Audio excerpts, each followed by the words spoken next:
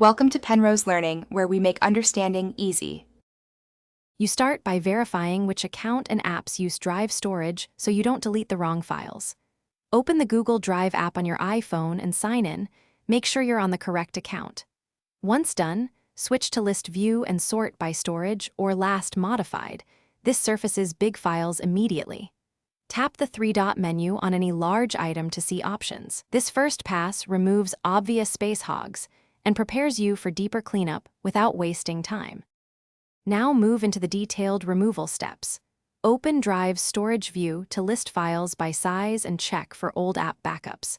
You should tap and hold one file to enter multi-select, then tap other large items and delete them in bulk to save time. After deleting, go to Trash and Drive and permanently empty it because items there still consume space. Also review Google Photos and Gmail storage from the same account to remove attachments and duplicates. To finish, permanently empty the Drive trash and then check storage in the Google account settings. This forces the total to recalc. If the iPhone still shows the old size, sign out and sign back into Drive, or uninstall and reinstall the app to clear local cache.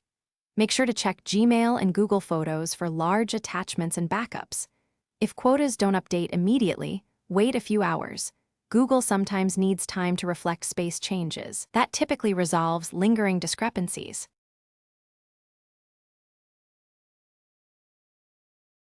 Thanks for watching. If this was helpful, leave a like and consider subscribing. See you next time.